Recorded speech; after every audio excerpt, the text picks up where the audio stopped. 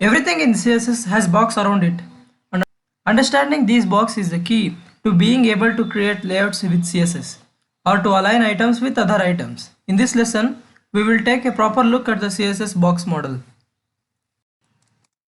CSS box model is like a box that wraps every HTML element in a web page that consists of margin, padding, border, and contents.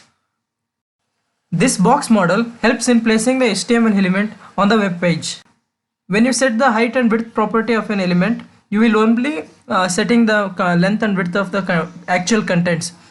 When you are calculating the total width and height of the element, you should consider the padding, border, and the margin width also. The margin and padding are both are transparent, and contents are actually the text and images. For defining these property values for padding, border, and margin, we have some units. These are some units we use. Auto browser by default will calculate for an element, and for specifying in length in centimeter, pixels, and m and rems are for responsive. Percentages will be based on the parent container block, and the initial value will be the default value, that is browser values, and inherit values or the parent's property value will be set to this element. Next property, border property. This property helps to set style, color, and width of an element's border. We have some more properties. Border style, specifying for style for the borders. Border width specifies the width of 4 borders like top, bottom, left, and right. Specifying color, border color, and the border size. Border radius property adds rounded borders to an element. Next property is margin. Margins are used to add space around the elements and outside the borders. Margin top, margin bottom, margin left, and margin right. Next property is padding. Padding is used to add space around the element's content inside the borders. We have some more properties like padding top, bottom, left, and right, and both margin and padding are transparent. Is the content's height and width.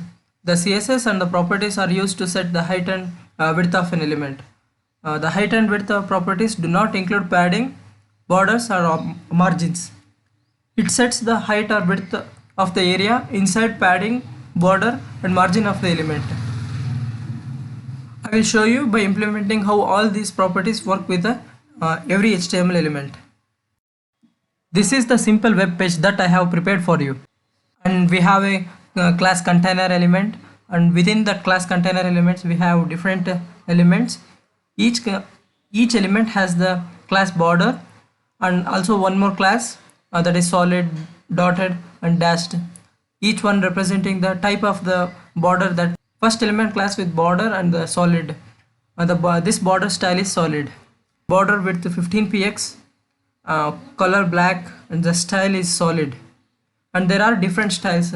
Here you could see when I press Control space and when I have already enabled the extensions about CSS that I have shown you in the first video. Here you could see all the property values that it can hold.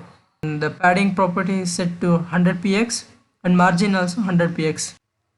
And each element has the border class, and the border class is set here. Border color is black, and each element's padding and margin of 5 px, and the border width is also 5 px.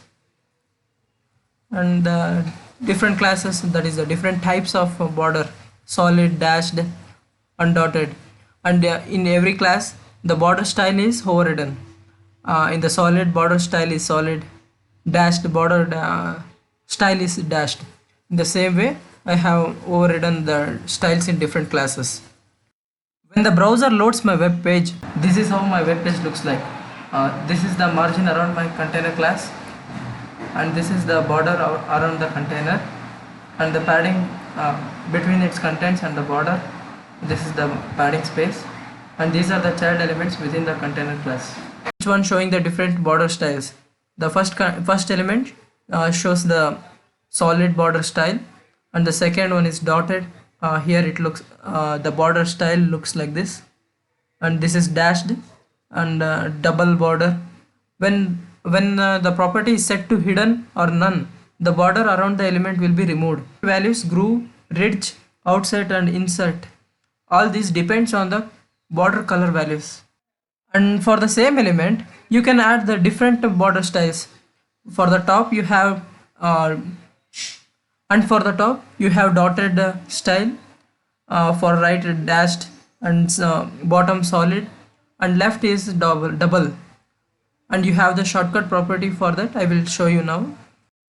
Here in the mixed class declaration, the border style, the dotted is for top and dashed right side, and the solid is bottom, and the double is on left side.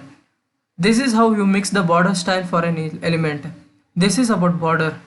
And one more property is left here, that is the border radius.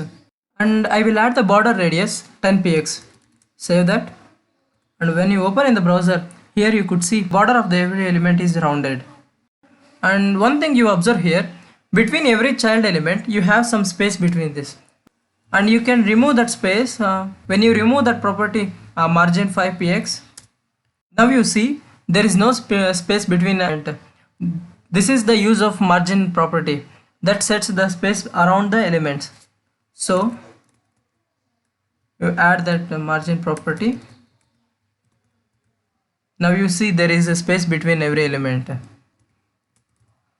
In the same way, when you remove this padding property and save that, there is no space between the border and its content. So this is the use of padding property. It adds the space between the border and its content. And we left with one more discussion. You can add the padding space in different direction with different spaces, either in top with 5px and in left in 25px. And here you have the padding. For top I will set with 10px, and right side with 15px, and bottom with 25px, and left with 50px.